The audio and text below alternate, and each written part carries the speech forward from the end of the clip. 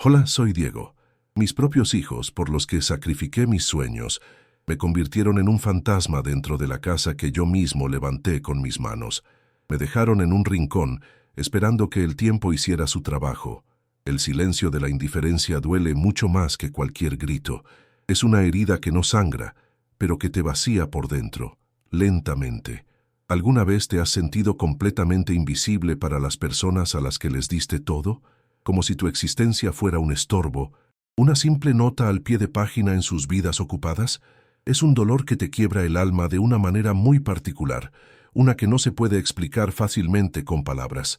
Antes de contarte el momento exacto en que un simple comentario de un extraño destapó la codicia que se escondía detrás de sus sonrisas forzadas, comenta aquí desde dónde estás viendo esta historia y suscríbete al canal. Acredita. No querrás perderte lo que sucede cuando un padre, arrinconado y despreciado, descubre que el tesoro que su familia anhela no es el que ellos creen.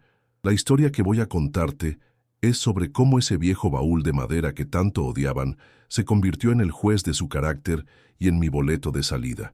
Mi hijo Javier y su esposa, Laura, me veían como una carga, un mueble viejo y polvoriento en el anexo que antes era mi taller.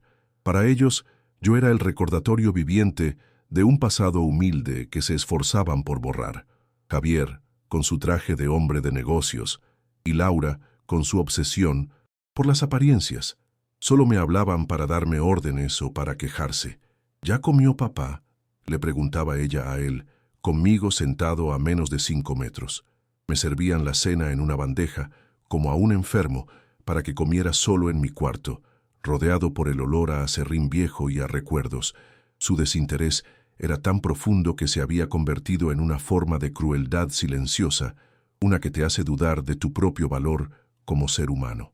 A veces, por la noche, me quedaba sentado en la oscuridad, escuchando sus risas al otro lado de la pared. Recordaba los años en la fábrica, el ruido ensordecedor de la maquinaria, el olor a metal y aceite. Dejé mi verdadera pasión, la lutería, el arte de crear violines y chelos con mis manos, para darles a ellos la educación y las oportunidades que yo nunca tuve. Pagué sus universidades, sus primeros autos. Creí que ese sacrificio sería mi legado, que lo valorarían, pero con el tiempo, mis manos callosas, las mismas que les dieron todo, se convirtieron en motivo de su vergüenza. Se avergonzaban de su origen y por lo tanto se avergonzaban de mí. En una esquina de mi habitación, cubierto por una fina capa de polvo, descansaba mi viejo baúl de cedro. Para Javier y Laura, no era más que un trasto viejo y feo, un estorbo que ocupaba un espacio valioso. «Deberíamos tirar esa cosa, ocupa mucho sitio», le oí decir a Laura una tarde, con una voz que pretendía ser un susurro. Pero para mí, ese baúl era mi santuario. Era el único lugar en esa casa donde mi verdadera identidad, la del artesano Diego de la Veta, seguía viva. Dentro no había dinero ni joyas, sino algo mucho más valioso, los instrumentos que construí antes de renunciar a todo, el último vestigio del hombre que fui. La tensión crecía cada día, de forma sutil pero constante. Se manifestaba en sus planes, dichos en voz alta para que yo los oyera. Hablaban de convertir mi habitación, mi último refugio, en un gimnasio en casa o en una oficina para Laura. Imagínate, querida, una caminadora justo aquí, con vista al jardín, dijo Javier una mañana señalando el lugar donde dormía. No me miraban a mí, miraban el espacio, calculando metros cuadrados, planeando mi desaparición de su vista y de sus vidas. El baúl era el principal obstáculo en sus planes de remodelación. No sabían que, al planear deshacerse de él, estaban a punto de desatar la tormenta que cambiaría todo para siempre. La comida era el primer recordatorio diario de mi condición. Laura nunca me la servía en la mesa con ellos. Siempre llegaba en una bandeja de plástico, de esas baratas que se usan en los hospitales. A veces era la misma comida que ellos comían, pero casi siempre fría. Otras veces eran las sobras de la noche anterior, recalentadas sin cuidado en el microondas. Ella dejaba la bandeja en la mesita al lado de mi sillón sin decir una palabra. A veces ni siquiera me miraba a los ojos. Era un gesto que decía, «Come, viejo, y no molestes». Yo comía en silencio, masticando. Despacio no solo la comida, sino también la amargura de saberme un estorbo, una boca más que alimentar por obligación, no por cariño. El sabor de la soledad era más fuerte que el de cualquier platillo. Lo peor era cuando tenían visitas. Me pedían, con una amabilidad falsa que me revolvía el estómago, que me quedara en mi cuarto. «Papá, para que estés más cómodo», decía Javier. La verdad era que se avergonzaban de mí. A través de la puerta cerrada, yo escuchaba las risas, el tintineo de las copas, las conversaciones sobre viajes, negocios y planes futuros. Yo, que había financiado el inicio de esos mismos negocios y los primeros de esos viajes, era ahora el secreto sucio que escondían en el anexo. Me sentaba en mi sillón, con el eco de su felicidad como única compañía, y sentía cómo las paredes de mi pequeño mundo se encogían un poco más, asfixiándome lentamente con cada carcajada que no era para mí. El baúl se convirtió en su obsesión, especialmente la de Laura. Un día, la encontré tratando de moverlo. «Esta cosa horrible acumula todo el polvo», se quejó en voz alta, sabiendo que yo la escuchaba. «Javier, tenemos que sacarlo de aquí. Podríamos poner una bonita planta en su lugar». Sus palabras eran como pequeños martillazos contra mi pecho.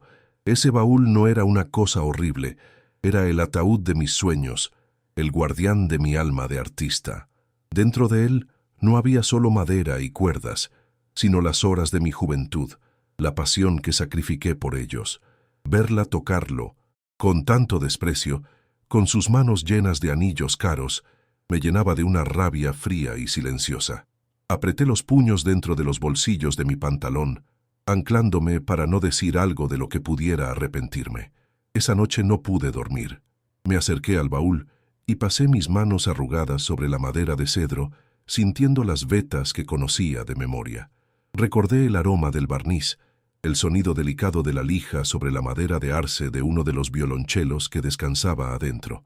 Lo había llamado el resiliente, porque la madera tenía una veta peculiar que casi me hizo descartarla, pero que al final le dio un tono único, profundo y melancólico.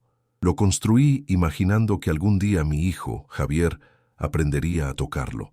Qué iluso fui. Él nunca mostró el más mínimo interés. Para él, mis manos solo servían para firmar cheques y arreglar cosas rotas en la casa, no para crear belleza. Esa belleza que ahora ellos querían tirar a la basura. La situación dio un giro aún más oscuro. Una semana después, Javier entró a mi cuarto con un folleto satinado en la mano. Su sonrisa era forzada, nerviosa. «Mira, papá, estuve investigando», dijo, evitando mi mirada. «Es una residencia para mayores. Se llama Villa Dorada. Tienen actividades, enfermeras. Estarías mejor atendido con gente de tu edad». No usó la palabra asilo, pero el mensaje era claro como el agua. Me estaba echando. Hojeé el folleto sin verlo realmente. Las imágenes mostraban a ancianos sonrientes jugando a las cartas, una farsa.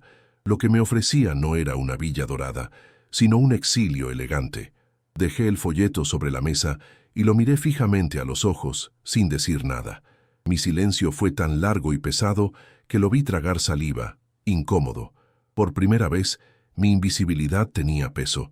A partir de ese día, mi tristeza comenzó a transformarse en algo diferente. Era una especie de calma gélida, una lucidez dolorosa. Ya no esperaba nada de ellos.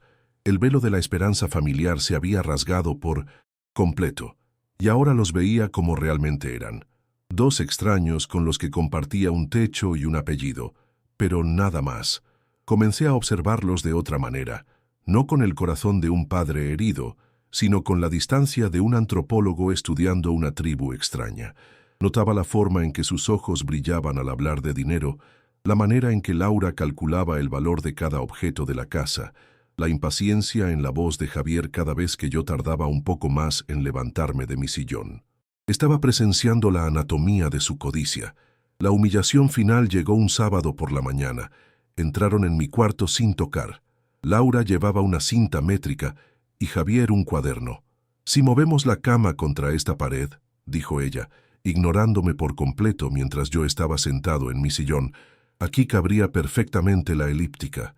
Javier asentía, tomando notas. Y el espacio del baúl es ideal para el estante de las pesas. Estaban rediseñando mi tumba en vida, repartiéndose los metros cuadrados de mi existencia frente a mis narices. No me pidieron permiso, no me consultaron. Simplemente me borraron del plano. En ese instante, supe que no podía seguir allí. No se trataba solo del baúl o de mi pasado, se trataba de mi dignidad, y decidí, en ese preciso momento, que se las iba a enseñar de una forma que jamás olvidarían. Mi decisión estaba tomada, pero no se la comuniqué a nadie. En lugar de confrontarlos, me envolví en un silencio que parecía desconcertarlos más que cualquier grito. Empecé a pasar más tiempo con mi baúl, pero de una manera diferente. Ya no era solo un refugio, sino un arsenal. Una tarde, con la excusa de limpiar el polvo acumulado, abrí la pesada tapa de cedro. El aroma a resina y madera vieja llenó la habitación. Un perfume de una vida que creía perdida. Saqué con sumo cuidado el primer violín que construí después de casarme, al que en secreto llamé El Prometido. Su barniz rojizo brillaba tenuemente bajo la luz de la lámpara. Lo coloqué sobre mi pequeña mesa de trabajo, no para tocarlo, sino simplemente para tenerlo cerca, como un viejo amigo que me daba la fuerza para lo que estaba por venir. Fue un martes cuando todo cambió. Javier trajo a casa a un colega de negocios, un hombre llamado Ricardo, que a diferencia de los amigos superficiales de mi hijo, tenía un aire de cultura y serenidad. Javier le mostraba la casa con un orgullo inflado, presumiendo de la remodelación de la cocina y del nuevo sistema de sonido. Yo, como siempre, permanecía en mi cuarto, escuchando sus voces desde la distancia, el fantasma habitual en el banquete. Pasaron por el pasillo que llevaba a mi anexo sin siquiera bajar la voz, asumiendo mi completa irrelevancia. Ricardo, sin embargo, parecía diferente. Su voz era más pausada, sus preguntas más inteligentes. Por un instante, sentí una punzada de curiosidad, algo que no había sentido en mucho tiempo, observando a esta nueva pieza moverse en el tablero de ajedrez de mi vida. Mientras Javier servía unas bebidas en la sala, Ricardo pidió usar el baño. Mi hijo le indicó la dirección con un gesto vago. Mi puerta, como solía dejarla para que circulara un poco de aire, estaba entreabierta. Ricardo, al pasar, se detuvo en seco. No entró, no dijo nada, pero lo vi por el rabillo del ojo. Su cuerpo se quedó inmóvil, su mirada fija en el violín que descansaba sobre mi mesa. Se inclinó ligeramente, como si quisiera verlo mejor sin ser invasivo. Su rostro no mostraba simple curiosidad, sino una especie de asombro reverencial, el tipo de mirada que un creyente le daría a una reliquia sagrada. Duró apenas 10 segundos, pero en ese breve instante sentí que el aire de la casa se cargaba de una electricidad desconocida. Él no me vio, pero yo lo vi a él verlo todo. Ricardo regresó a la sala y oí su voz, tranquila, pero con un nuevo matiz de emoción. Javier, no tenía idea de que tu padre fuera un coleccionista de este calibre. La voz de mi hijo sonó confundida, casi molesta por la interrupción de su alardeo. ¿Coleccionista? No, él solo hacía cosas de carpintería. Hubo una pausa, y luego Ricardo insistió, su voz un poco más alta. Javier, el instrumento en su habitación, la voluta, el corte de las efes, es inconfundible. A menos que mis ojos me engañen, ese es un Diego de la Veta original. Pensé que eran solo una leyenda. El silencio que siguió fue denso, pesado. Mi seudónimo, el nombre que no había escuchado en casi 50 años, flotaba en el aire de la sala, como un fantasma invocado. Pude imaginar la escena perfectamente. La cara de Javier, una máscara de incomprensión. Luego, la voz de Laura desde la cocina. ¿Qué leyenda? ¿De qué están hablando? Ricardo, probablemente sintiéndose un poco incómodo, debió explicar brevemente. Diego de la Veta era un luthier de mediados del siglo pasado. Un genio. Sus instrumentos son casi imposibles de encontrar. Valen una fortuna. Oí un pequeño jadeo, seguramente de Laura. Luego, un silencio, aún más profundo. Ya no hablaban de negocios ni de viajes. La conversación había muerto. El único sonido era el zumbido del refrigerador y el latido acelerado de mi propio corazón, no de miedo, sino de una amarga y fría anticipación. La semilla de la codicia acababa de ser plantada en el suelo más fértil que existía. Esa noche, por primera vez en años, no me trajeron la cena en una bandeja. Laura entró en mi cuarto, sonriendo de una manera que no llegaba a sus ojos, y me dijo que la cena estaba servida en la mesa del comedor. «Queremos que cenes con nosotros, papá», dijo, y la palabra papá sonó como una moneda falsa cayendo al suelo. Durante la cena, el ambiente era tenso, artificial. Javier no paraba de hacerme preguntas sobre mi pasatiempo. «¿Y siempre te gustó la madera, papá? ¿Ese violín te llevó mucho tiempo hacerlo?» Sus ojos no me miraban a mí, miraban a través de mí, hacia el baúl que ahora imaginaban lleno de oro. Comí lentamente, saboreando su hipocresía. Era el platillo más amargo y a la vez más revelador que había probado en toda mi vida.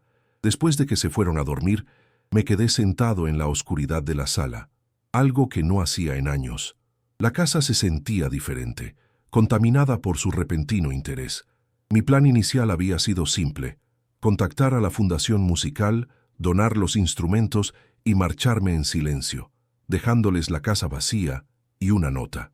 Pero ahora eso no parecía suficiente. Su grotesca transformación, su codicia desnuda, merecía algo más. No merecían una salida silenciosa, sino una lección inolvidable sobre el verdadero valor de las cosas. Miré hacia mi cuarto, donde descansaba el baúl. Ya no era solo mi santuario, se había convertido en el escenario de mi acto final, y yo, el director de esta pequeña y miserable ópera, estaba a punto de levantar el telón. Los días siguientes fueron una obra de teatro absurda y mal actuada. Laura, que antes apenas me miraba, ahora preparaba mis platos favoritos, sirviéndomelos ella misma en la mesa del comedor. «¿Está bueno, papá? Le puse un poco más de comino como a usted le gusta», decía con una dulzura empalagosa que me provocaba náuseas. Javier se sentaba conmigo por las tardes, preguntándome sobre mi juventud, sobre el taller, sobre la madera, pero sus preguntas eran huecas, sus ojos no buscaban conectar conmigo, sino escanear mi mente en busca de un mapa del tesoro. Fingían un interés que nunca habían tenido, y yo, en mi papel de anciano frágil y agradecido, les seguía la corriente. Les sonreía, asentía y les contaba historias sencillas, omitiendo cualquier detalle que pudiera saciar su verdadera sed. Cada sonrisa falsa de ellos afilaba mi resolución. Una mañana, mientras ellos estaban en el trabajo, puse en marcha mi verdadero plan. Rebusqué en mi vieja agenda de contactos, esa que no abría en décadas, hasta que encontré el número de Mateo, un viejo amigo de la fábrica que, a diferencia de mí, nunca había perdido el contacto con el mundo del arte. Le temblaba la voz al reconocerme. Le conté una versión resumida de mi situación, sin ahondar en la humillación, solo en la necesidad. Le pedí el contacto de la Fundación Nacional de las Artes, la institución más prestigiosa del país. Mateo, un hombre de pocas palabras pero de una lealtad inquebrantable, entendió todo sin que yo tuviera que explicarlo. «Te lo consigo ahora mismo, Diego. Ya era hora de que el mundo recordara quién eres», me dijo. Colgué el teléfono con una sensación de poder que no había sentido en 40 años. La impaciencia de Javier y Laura era casi palpable, como una fiebre que les consumía. Una noche, mientras veíamos las noticias, Laura dejó caer un comentario casual.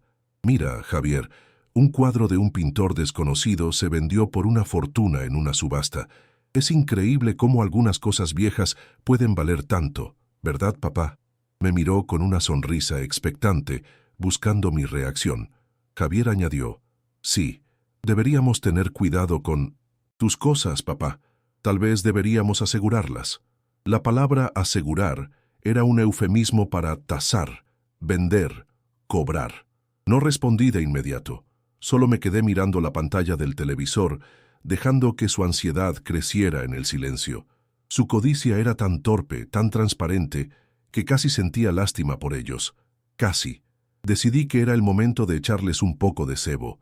A la mañana siguiente, durante el desayuno, suspiré con aire pensativo. He estado pensando mucho últimamente. Comencé, y vi cómo sus cabezas se giraban hacia mí al instante, como girasoles siguiendo al sol. En el baúl, en todas esas cosas viejas, quizás ya es hora de hacer algo con ellas. Ocupan mucho espacio y ya no estoy para esos trotes. Vi un brillo cruzar los ojos de ambos, una chispa de triunfo mal disimulada. Laura se apresuró a decir: «No, papá, ¿cómo vas a tirar esas reliquias? Son tus recuerdos». Javier, más calculador, intervino. «Laura tiene razón, pero quizás deberíamos saber qué tenemos». «Exactamente. Por el valor sentimental, claro, para cuidarlo como se debe». El anzuelo había sido mordido. La propuesta no tardó en llegar. Esa misma tarde, Javier se sentó a mi lado con una seriedad fingida. «Papá, he estado pensando en lo que dijiste, y para proteger tu legado, creo que deberíamos llamar a un experto, un tasador. No para vender nada, por supuesto, solo para tener un registro oficial del valor de tu trabajo, como una póliza de seguro para el futuro de la familia». La frase «futuro de la familia» resonó en la habitación con un eco metálico. Era la jugada que esperaba. Asentí lentamente, con la mirada perdida, como si estuviera considerando la idea con la debilidad de un anciano confundido. «Sí, hijo», dije con voz suave, «quizás tengas razón. Haz lo que creas conveniente». En su cara vi el alivio de un ladrón al que le acaban de dar la llave de la caja fuerte. La noche antes de la llegada del tasador fue extrañamente tranquila. La casa estaba en silencio, pero era un silencio cargado de expectativas. Javier y Laura se acostaron temprano, como niños en la víspera de Navidad. Yo, en cambio, me quedé en mi cuarto con la puerta cerrada. Abrí el baúl de cedro una última vez. El aroma a madera y barniz me envolvió como un abrazo. Acaricié la curva del violonchelo El Resiliente, mi obra maestra. No sentía tristeza por lo que estaba a punto de hacer. No estaba renunciando a mi pasado, lo estaba liberando. Estos instrumentos no nacieron para acumular polvo en un baúl, ni para ser vendidos y convertidos en un auto nuevo o un viaje a Europa. Nacieron para crear música, y yo iba a asegurarme de que cumplieran su destino, lejos de las manos codiciosas de mi propia sangre. El día señalado llegó con un sol radiante que parecía burlarse de la oscuridad que se cernía sobre nuestra casa. Javier y Laura bullían de una energía nerviosa y excitada. Laura había limpiado la sala a fondo, y Javier se había puesto su mejor traje. Sin pedirme permiso, habían sacado los 4 instrumentos del baúl y los habían dispuesto sobre la mesa del comedor, cubiertos con un paño de terciopelo que Laura había comprado para la ocasión. Los exhibían como si fueran trofeos de caza, su futura fortuna puesta en un pedestal. Yo me senté en mi viejo sillón, observándolos en silencio. No veían a un padre, veían un billete de lotería a punto de ser cobrado. El timbre sonó. El tasador había llegado, y con él el principio del fin. El hombre que Javier introdujo no era un comerciante de antigüedades cualquiera. Se llamaba señor Morales, un hombre de unos 60 años, con lentes finos y un aire de autoridad académica que inmediatamente intimidó a mi hijo. Laura le ofreció café con una sonrisa nerviosa, mientras Javier, sudando ligeramente a pesar del aire acondicionado, señalaba los instrumentos dispuestos sobre el terciopelo como un vendedor de feria. «Aquí están las reliquias de mi padre», balbuceó. Yo permanecía en mi sillón, una figura inmóvil en la esquina de la habitación. El señor Morales me dedicó un breve y respetuoso asentimiento antes de ignorar por completo a la pareja y centrar toda su atención en la madera y las cuerdas. Para él, solo existían los instrumentos y yo, su creador invisible. El señor Morales no se apresuró. Sacó de su maletín un paño suave, unos guantes de algodón y una pequeña lupa de joyero. Empezó por El Prometido, el primer violín. Lo levantó con una delicadeza que yo no había visto en esa casa en décadas. Sus dedos recorrieron la voluta. Sus ojos siguieron las vetas de la madera a través de la lupa. Se detuvo en mi firma casi invisible en el interior. A de la veta. Javier y Laura estaban prácticamente conteniendo la respiración, sus cuerpos inclinados hacia adelante, como depredadores esperando el momento de saltar sobre la presa. Yo no miraba los instrumentos, los miraba a ellos. Observaba la codicia pura y sin refinar en sus ojos, una emoción tan fea y desnuda que me confirmaba con cada segundo que pasaba que había tomado la decisión correcta. Después de examinar las 4 piezas durante casi una hora, en un silencio que se hacía cada vez más pesado, el señor Morales se quitó los guantes y se ajustó los lentes. Miró a Javier, luego a Laura y finalmente a mí. «Señores», dijo con una voz clara y serena, «lo que tienen aquí no son reliquias, son obras de arte funcionales de un nivel excepcional. He consultado los pocos registros que existen sobre Diego de la Veta. Basándome en la calidad, la rareza y la procedencia, puedo afirmar que el valor conservador de la colección completa supera los $2 millones. El aire salió de los pulmones de Laura en un silbido. Javier dejó escapar un sonido ahogado, una mezcla de risa y sollozo. «$2 millones», exclamó, y sus ojos brillaron con una luz maníaca. «Laura, ¿lo oíste? Podemos hacer todo lo que soñamos». Se abrazaron en medio de la sala, riendo y planeando en voz alta, olvidándose por completo del señor Morales y de mí. «La casa en la costa», gritó Laura. «Y adiós a la hipoteca», añadió Javier besándola torpemente. Su euforia era grotesca, un baile vulgar sobre la tumba de mis sacrificios. Fue entonces cuando me levanté, lentamente, apoyándome en mi bastón, pero con una espalda más recta de lo que la había tenido en años. Mi voz no fue alta, pero cortó su celebración como un cuchillo de hielo. «Ese baúl», dije, y ambos se congelaron, girándose para mirarme, como si acabaran de recordar mi existencia. «Contiene la vida que sacrifiqué por ti, Javier, y durante 40 años tú y tu esposa lo llamaron trasto viejo. Ahora que tiene un precio lo llaman tesoro». El silencio que cayó sobre la sala fue absoluto. Sus sonrisas se derritieron, reemplazadas por una confusión que rápidamente se agrió en resentimiento. Continué, mi voz firme, sin un ápice de temblor. «El señor Morales tiene razón. Son obras de arte, y las obras de arte no pertenecen a quienes las desprecian, sino a quienes las aprecian». Miré al tasador, quien me observaba con una expresión de profundo entendimiento. Por eso, hace 3 semanas, contacté a la Fundación Nacional de las Artes. «No voy a donarles los instrumentos, Javier». Hice una pausa, viendo un destello de alivio cruzar su rostro, y luego asesté el golpe final. «Ya los doné legalmente. El papeleo está firmado. Esta colección financiará becas para jóvenes músicos sin recursos. Se llamará El legado de Diego». La cara de Javier pasó de la confusión a la incredulidad, y de ahí a una rabia púrpura que desfiguró sus facciones. «¿Qué has hecho?», siseó, avanzando un paso hacia mí. «No puedes hacer eso. Es nuestra herencia. Nos has robado». Laura rompió a llorar, pero no eran lágrimas de tristeza, sino de furia impotente. «Después de todo lo que hemos hecho por ti», gritó con el maquillaje corriéndole por las mejillas, «te hemos cuidado, te hemos dado un techo».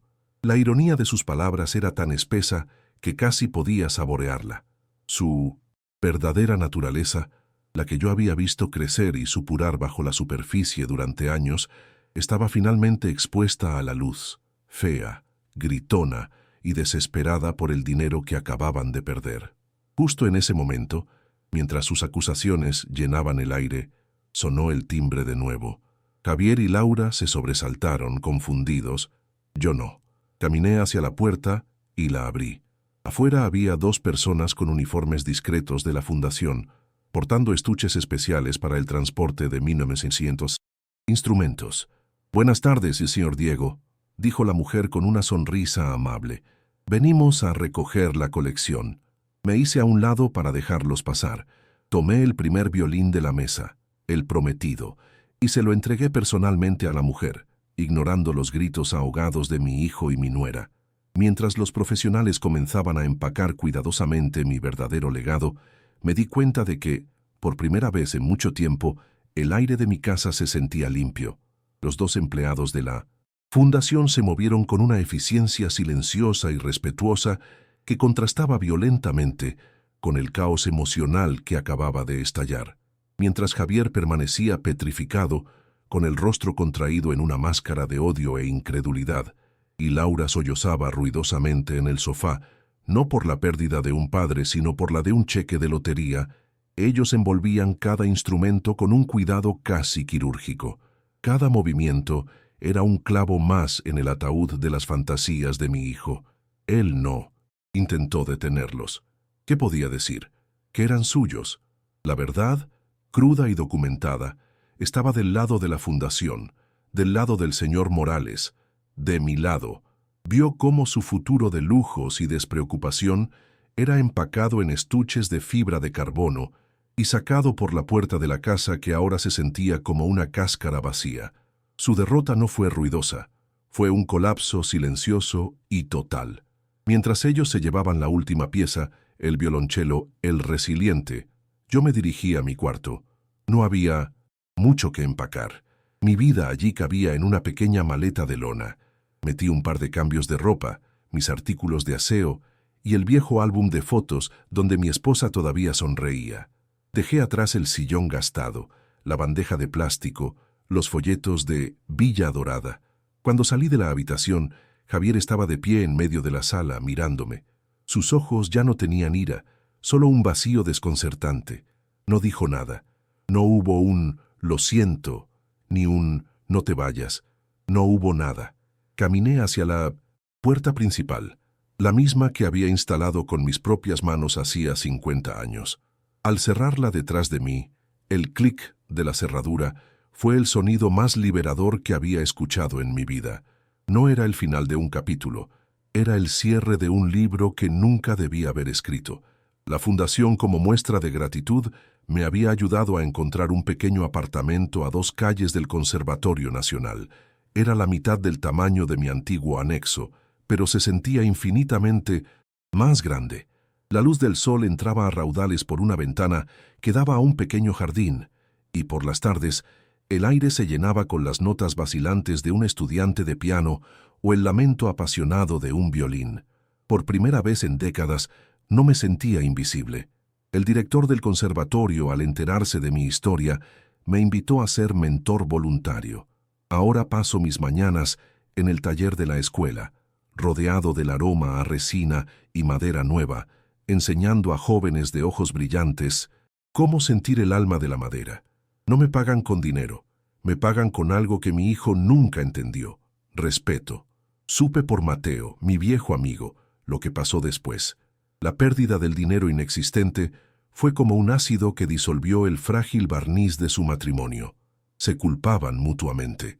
Javier le reprochaba a Laura su desprecio por el baúl, que ahora era un recordatorio constante de su estupidez. Laura le gritaba a Javier por no haber manejado mejor a su padre, por haber sido tan torpe en su codicia. La casa que planeaban convertir en un palacio de nuevo rico se convirtió en su prisión. Cada habitación era un eco de su fracaso. Vendieron la casa un año después, por mucho menos de lo que esperaban, para mudarse a un lugar más pequeño. La tensión financiera y el veneno del resentimiento habían hecho su trabajo. No se divorciaron, pero Mateo me dijo que vivían juntos como 2 extraños resentidos, castigándose mutuamente con un silencio muy parecido al que me habían impuesto a mí. Unos meses después de mi partida, la Fundación organizó un concierto inaugural para presentar la colección Legado de Diego. Me dieron un asiento en primera fila, pero preferí sentarme al fondo, en la penumbra. Una joven violinista, la primera becada, salió al escenario. Sostenía El Prometido, mi primer violín. Cuando sus dedos tocaron las cuerdas y el arco comenzó a danzar, un sonido profundo, rico y melancólico llenó el auditorio. Era el sonido que yo había escuchado en mi cabeza hacía 60 años, el sonido de mis sueños sacrificados. La música fluía a través de ella, una voz que había estado silenciada por décadas y que ahora era libre.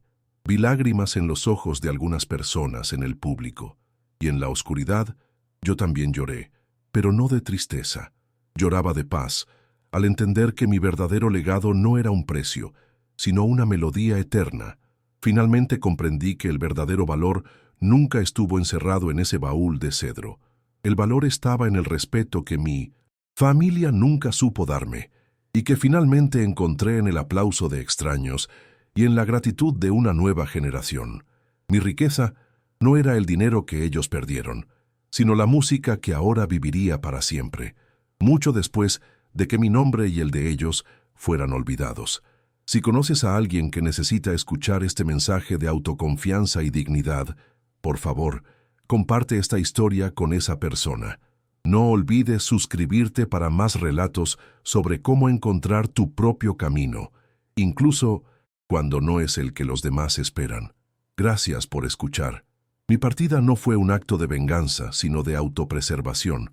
Al cerrar la puerta de esa casa, no sentí odio ni rencor, solo un profundo y absoluto alivio, como si me quitara un abrigo empapado y helado que llevaba puesto por décadas. El silencio en mi nuevo apartamento era diferente. Ya no era el silencio pesado y opresivo de la indiferencia, sino un silencio ligero, lleno de posibilidades. A través de la ventana podía escuchar los sonidos de la vida, risas lejanas, el tráfico suave, la música que se escapaba de las ventanas del conservatorio. Por primera vez en años, el silencio no me recordaba mi soledad, sino mi libertad. Comprendí que la verdadera prisión no eran las 4 paredes de mi anexo, sino la esperanza de recibir amor de quienes no sabían cómo darlo. Mi nueva rutina es simple, pero inmensamente rica. 2 veces por semana, camino hasta el taller del conservatorio. El olor a madera de arce y a barniz fresco es como volver a casa después de un largo exilio. Los estudiantes me rodean, no por obligación, sino con una curiosidad genuina. Me preguntan sobre la tensión de las cuerdas, sobre cómo elegir la veta perfecta, sobre las historias detrás de mis herramientas. Sus ojos no ven a un anciano inútil, ven a un maestro. Hace poco, una joven chelista me mostró cómo había reparado un puente siguiendo mi consejo. Su sonrisa de orgullo valía más que cualquier fortuna que mi hijo pudiera haber imaginado. No, estoy construyendo instrumentos, estoy ayudando a construir músicos, estoy transmitiendo un legado, no dejando una herencia. Supe de Javier y Laura a través de Mateo. La casa, que una vez fue el escenario de sus sueños de grandeza, se convirtió en un monumento a su codicia fallida. Cada rincón les recordaba el tesoro que tuvieron al alcance y que perdieron por su propia ceguera. Se culparon mutuamente hasta que el resentimiento se hizo insoportable. Vendieron la casa y se separaron. No sentí alegría por su desgracia, solo una profunda melancolía. Ellos no perdieron $2 millones, perdieron la oportunidad de tener una familia. Su obsesión por el dinero los dejó con las manos y el corazón vacíos. La vida, a su manera implacable y justa, les había servido el plato que ellos mismos habían cocinado para mí durante años, el de la más absoluta y desoladora soledad. He aprendido que la dignidad es el único tesoro que nadie te puede quitar, pero que tú mismo puedes regalar. Durante 500 años, entregué la mía en pequeñas porciones, esperando a cambio migajas de afecto. La cambié por una cena fría en una bandeja, por un silencio incómodo, por la promesa vacía de que algún día me valorarían. El día que decidí donar los instrumentos no fue un acto de generosidad hacia el mundo, sino un acto de generosidad hacia mí mismo. Fue el momento en que dejé de mendigar respeto y empecé a exigirlo, primero de mí mismo. El verdadero valor de un hombre no se mide por lo que acumula, sino por lo que es capaz de dar sin esperar nada a cambio, y sobre todo, por lo que no está dispuesto a vender, ni siquiera por el amor de su propia sangre. El clímax de mi nueva vida no fue un cheque ni un documento legal, sino una noche en el auditorio del conservatorio. Me senté en la última fila, en la penumbra, como un fantasma, pero esta vez un fantasma feliz. Una joven violinista, la primera en recibir la beca Legado de Diego, salió al escenario. Sostenía El Prometido, el violín que construí con las esperanzas de un hombre joven. Cuando el arco tocó las cuerdas, el sonido que llenó la sala fue mi propia voz, mi alma liberada de su prisión de cedro. Cada nota era una palabra de una historia que por fin estaba siendo contada. La música era mi verdadera herencia, una que no podía ser tasada, vendida ni malgastada. Era eterna, y en ese momento, rodeado de extraños conmovidos, me sentí por primera vez verdaderamente en casa. La lección más grande que me dejó esta historia es que nunca es tarde para reclamar tu propia vida. A veces, las mayores traiciones no vienen de nuestros enemigos, sino de aquellos a quienes les dimos todo, y es ahí donde debemos ser más valientes. Si esta historia resonó contigo, si conoces a alguien que se siente invisible y necesita recordar su propio valor, por favor, compártele este mensaje. No olvides suscribirte para seguir escuchando relatos sobre la fuerza que encontramos cuando decidimos ser los únicos dueños de nuestro destino. Gracias por haberme acompañado en este viaje.